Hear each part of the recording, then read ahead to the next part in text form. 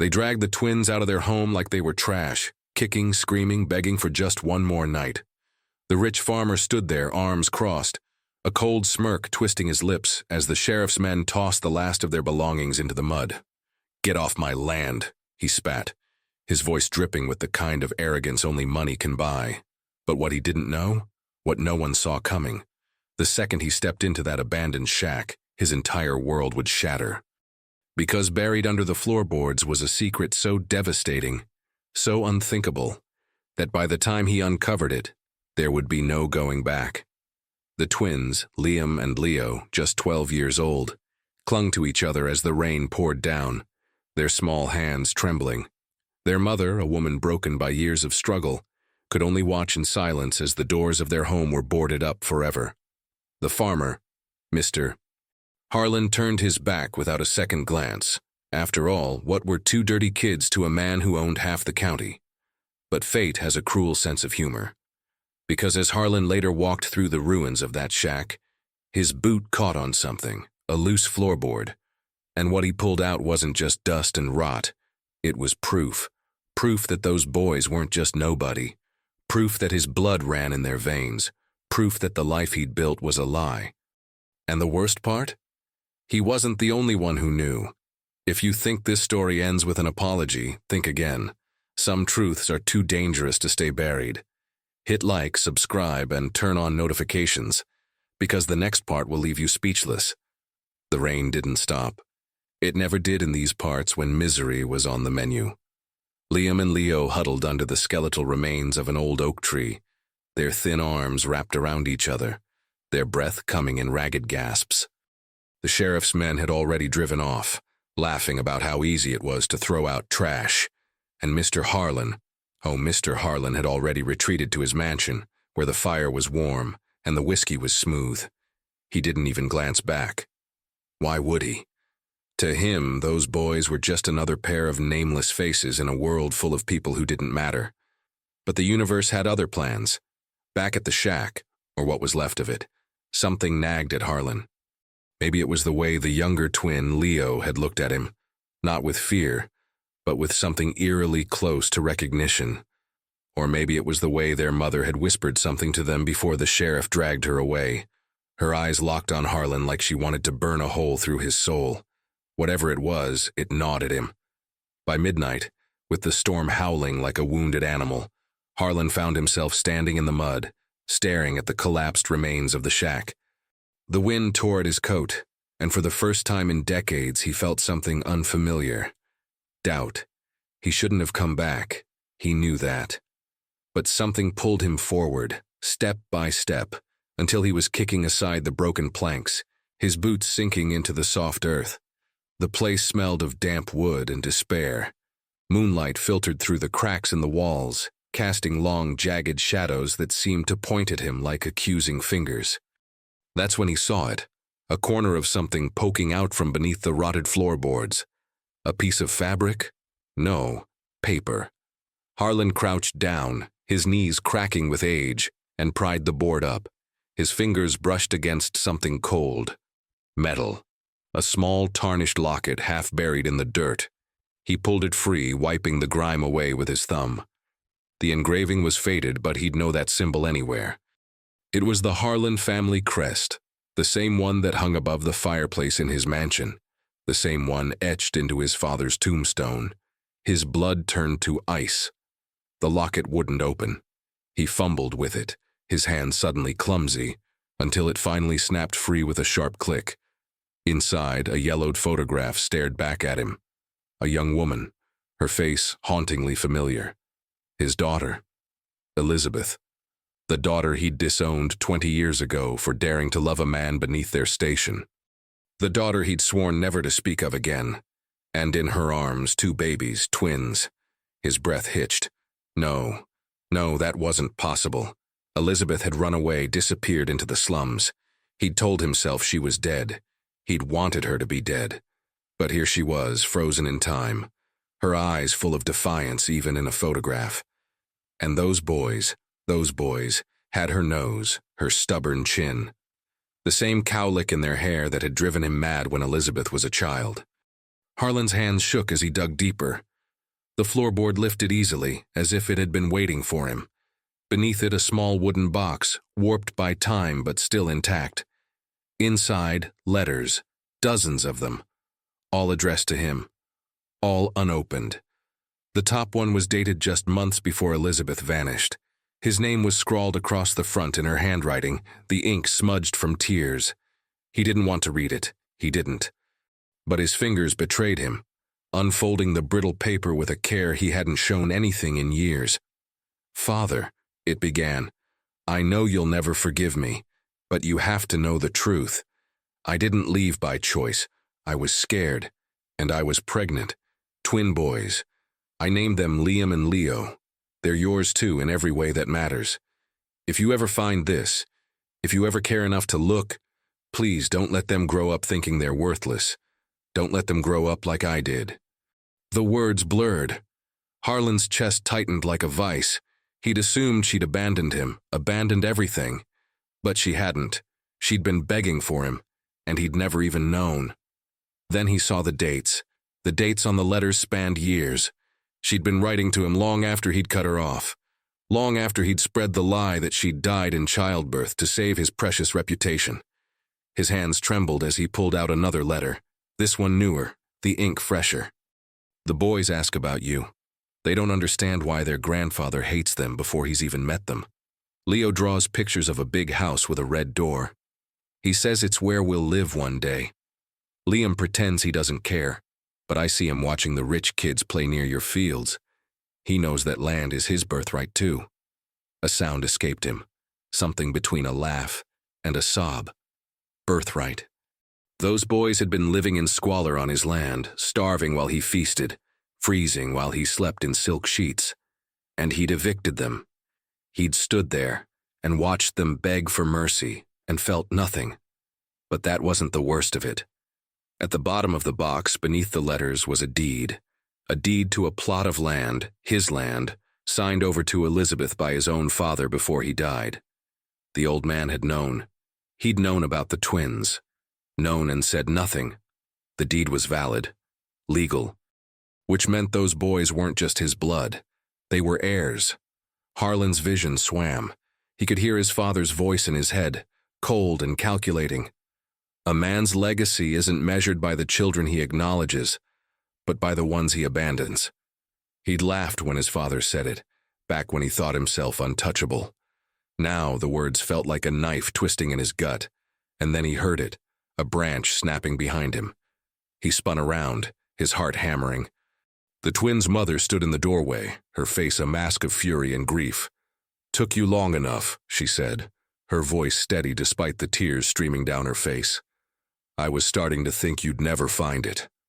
Harlan's mouth opened, but no words came out. What could he possibly say? That he was sorry? That he hadn't known? The excuses tasted like ash. She stepped forward, her fists clenched. "You took everything from us, our home, our dignity, even our name." Her voice cracked. "But you can't have them. Not anymore." Behind her, the shadows moved. Liam and Leo stood there, their small faces pale in the moonlight. They weren't crying. They weren't begging. They were just watching, waiting. And Harlan realized, with a terror that gripped his soul, that he didn't know which was worse. The fact that he'd destroyed his own family, or the fact that they might never let him fix it. The silence between them was thicker than the storm raging outside. Harlan's breath came in short, sharp gasps as he clutched the locket, the weight of it suddenly feeling like a stone tied to his neck. The twins' mother, Elizabeth's widow, though he hadn't even known she'd had a wife, stepped closer, her boots sinking into the mud as if the earth itself was pulling her toward him. "You recognize it, don't you?" she said, her voice low, dangerous. "You recognize her." Liam and Leo didn't flinch. They just stood there, side by side, their small frames trembling, but their eyes locked onto his. Harlan had spent a lifetime intimidating men twice their size, but in that moment, he was the one who felt small.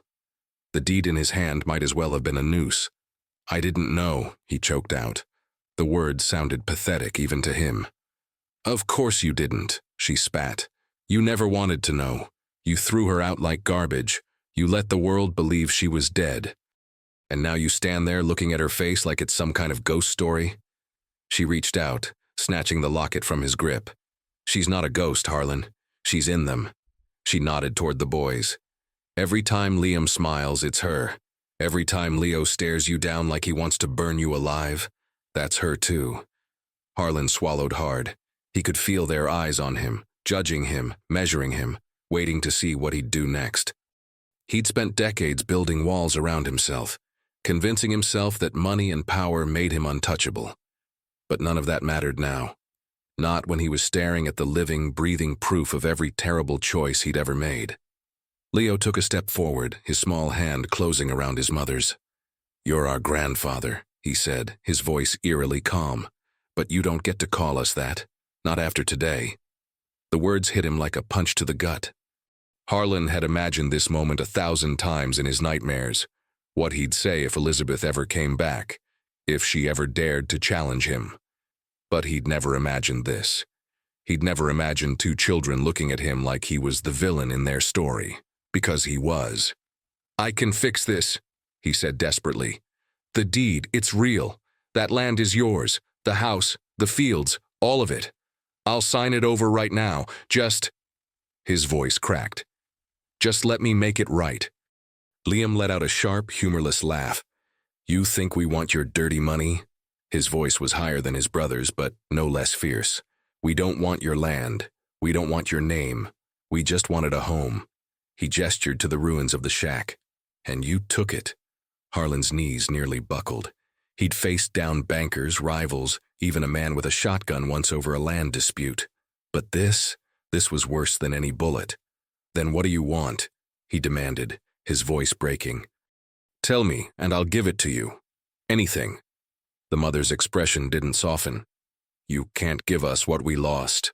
She turned to the boys. "Come on, we're done here." "Wait." Harlan reached out, his hand shaking, but Leo stepped between them, his small body tense with fury. "No," Leo said. "You don't get to decide when this ends. You don't get to decide anything anymore." Harlan's chest burned. He'd never begged for anything in his life, but he was begging now. "Please, just let me explain." "Let me explain what?" Liam cut in, his eyes glistening. "That you're sorry, that you didn't mean it?" He shook his head. "We heard that before. From the sheriff, from the men who laughed while they tore our house down." His voice dropped to a whisper. "You're just like them." The words were a knife to the heart. Harlan stumbled back, his boot catching on a loose plank. He nearly fell, but caught himself against the broken wall. The wood splintered under his grip, just like his life was splintering around him. And then Leo did something that shattered him completely. The boy reached into his pocket and pulled out a small, folded piece of paper. He tossed it at Harlan's feet. "She wrote you one last letter," he said. "Mom found it after she got sick. She made me promise to give it to you if we ever saw you." His voice wavered. "I wish I hadn't." Harlan's hands shook as he picked it up. The paper was worn thin, the creases nearly torn from being unfolded and refolded so many times. He knew, before he even read it, that this would destroy him. "Father," it read, "if you're holding this, it means I'm gone. And it means you finally cared enough to look for me. I hope it was worth it. I hope your money kept you warm at night. I hope your pride was enough. But I need you to know one thing. My boys are better than you. They have hearts. They have souls. And they'll never, ever be like you." The letter ended there. No signature, no forgiveness. Just the cold, final truth of a daughter who had loved him once, and a man who had thrown that love away. Harlan's vision blurred. He could feel them watching him, waiting for him to break. And for the first time in his life, he did. He sank to his knees in the mud, the letter clutched in his fist. "I was wrong," he whispered. "God help me, I was wrong." The mother didn't move. "Too late for that," she said softly. "But it's not too late for them." Harlan looked up, his face streaked with rain, or maybe tears. He didn't know anymore. "Then let me prove it," he said. "Not with land, not with money. Let me earn it." A long silence. Then Liam crossed his arms. How? Harlan's mind raced. He had nothing left. No leverage, no power, no right to ask for their trust. But he had one thing.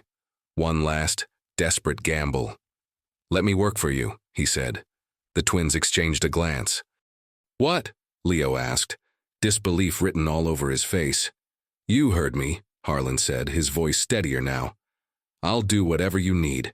Fix the roof, plow the fields, sleep in the barn." He looked at their mother. "I'll answer to you, not as Harlan the farmer, not as their grandfather, as a man trying to make amends." Liam's eyes narrowed. "You'd really do that?" "Yes," Harlan said. "Every damn day for the rest of my life, if that's what it takes." The mother studied him for a long, agonizing moment.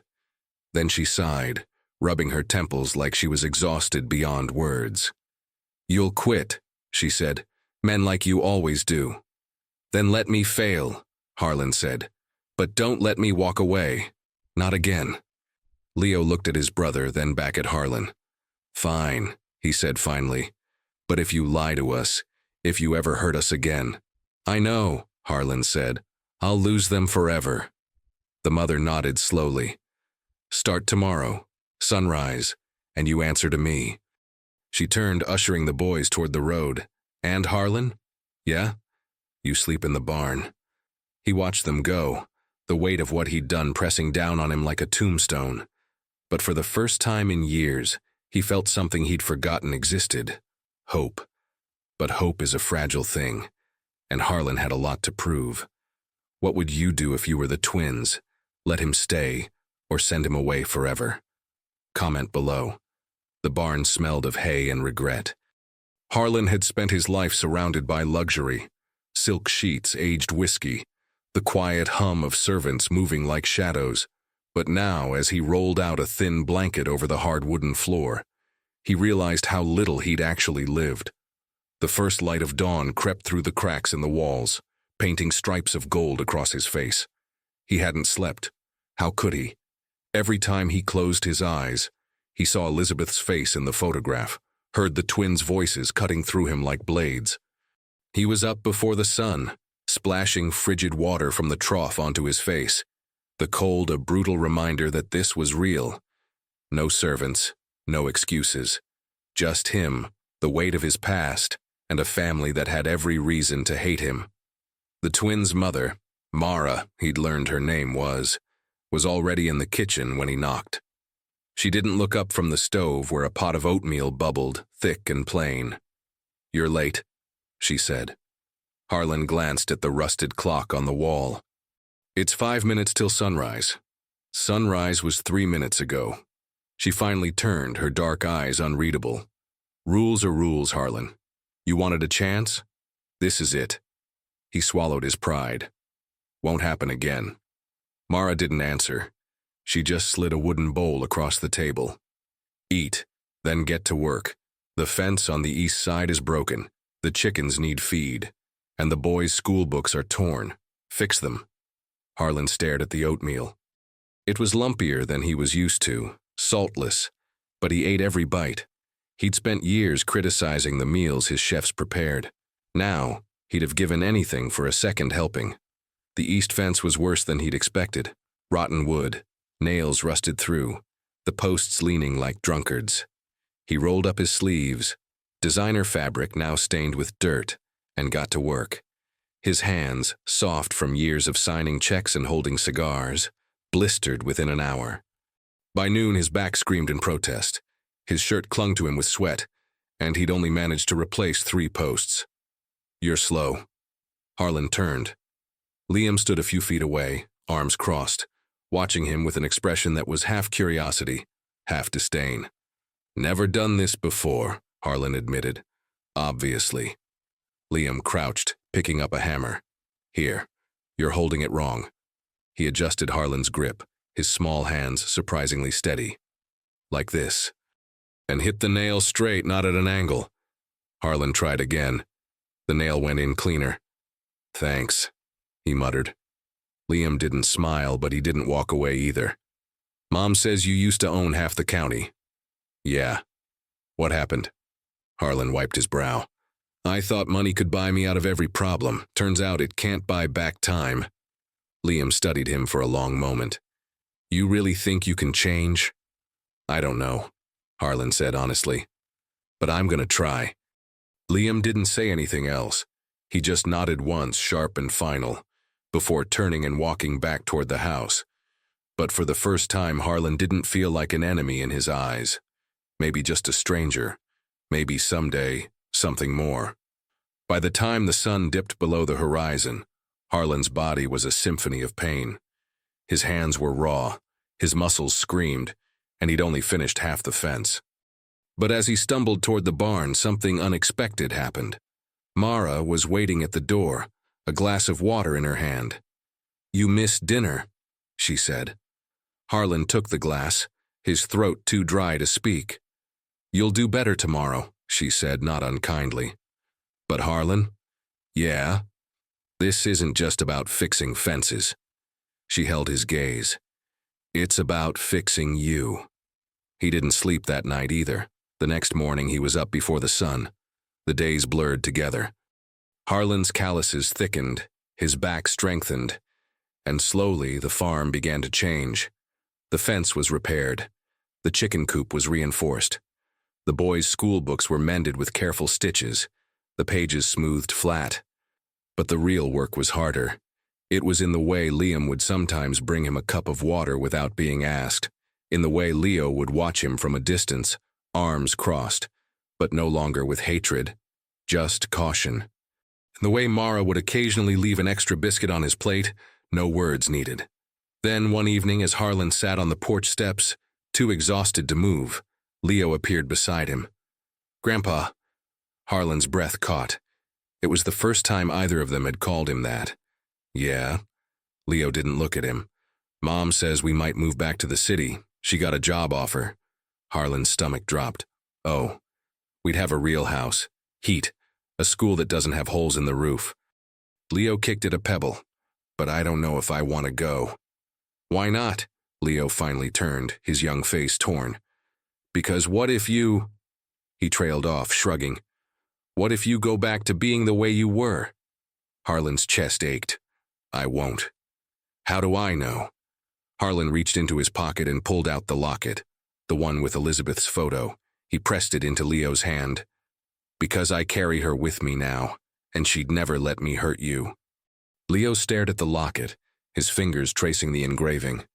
You'd really stay even if we left? I'd stay, Harlan said, because this is where I belong. Leo didn't say anything else, but when he walked away, he left the locket in Harlan's palm, and for the first time in a long time, Harlan let himself believe that maybe, just maybe, he'd earned the right to hope. The morning Mara left for the city with the boys, the farm was so quiet it felt like the world had stopped breathing. Harlan stood at the edge of the dirt road, his hat clutched in his hands, watching the old truck disappear in a cloud of dust. He didn't wave. He didn't call out. He just stood there, the weight of everything he'd lost, and everything he'd barely begun to regain, pressing down on him like the heaviest stone. He turned back to the house, the one he'd helped repair board by board, nail by nail. It wasn't much, but it was theirs, or at least it had been. Now it was just a hollow shell again, echoing with the ghosts of what could have been. He sank onto the porch steps, the wood groaning under his weight, and pulled Elizabeth's locket from his pocket. The metal was warm from his body, the photograph inside worn at the edges from his fingers tracing it night after night. I'm trying, he whispered to her, though he knew she couldn't hear him. God help me, Lizzie, I'm trying. The days that followed were a blur of work and silence. Harlan fixed what didn't need fixing, painted what didn't need paint, lost himself in the rhythm of labor until his muscles burned and his mind went blessedly blank.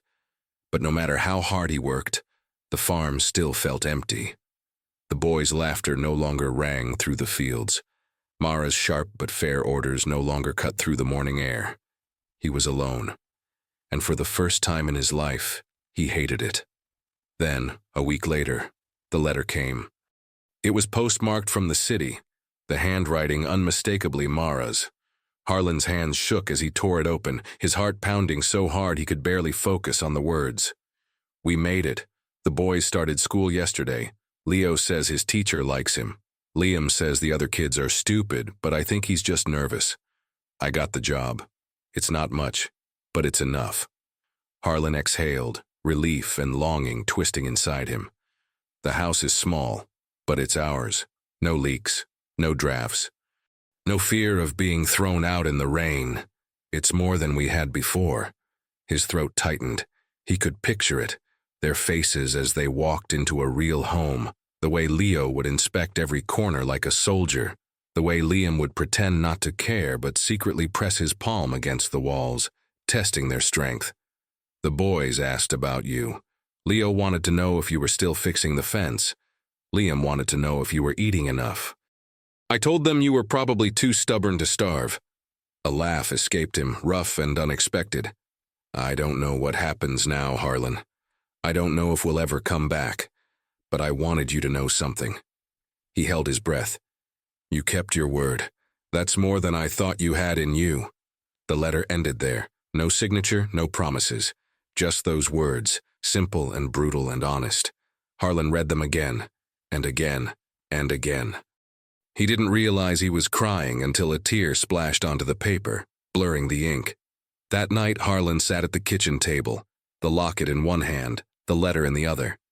The farm was quiet, but for the first time, the silence didn't feel like loneliness. It felt like a beginning. He thought of the boys, safe in their new home, and Mara, finally free of the fear that had haunted her for years. He thought of Elizabeth, her face smiling at him from the photograph as if to say, "See, this is what love looks like." He reached for a pen and a fresh sheet of paper. His hand trembled as he began to write, the words spilling out of him like a confession, a promise, a prayer. I'm not asking for forgiveness. I'm not asking to be part of your lives. But I need you to know this. I'm selling the mansion, the land, all of it. I'm keeping just enough to live on, and the rest is for you, for their school, for a house with a red door, if that's what Leo still wants, for whatever future you choose. He paused, his grip tightening around the pen. I spent my life believing money was power, but you taught me the truth. Power is in the choices we make, and I choose you, even if it's from a distance, even if you never want to see me again. I choose you.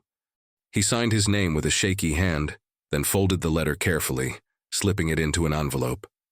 Tomorrow he'd drive to the city. He'd leave it at their doorstep, knock once, and walk away before they could answer. No goodbyes, no excuses. Just the quiet certainty that he'd finally done something right. As he blew out the lantern, the darkness wrapping around him like an old friend, Harlan realized something. He wasn't the same man who'd stood in that field and watched his family be torn apart. He wasn't the same man who'd valued pride over love, wealth over warmth. He was something new, something fragile, something human.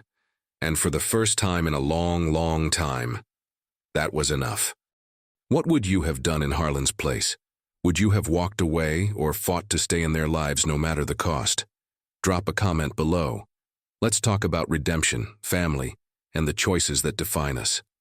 And if this story moved you, hit like and share, because everyone deserves a second chance.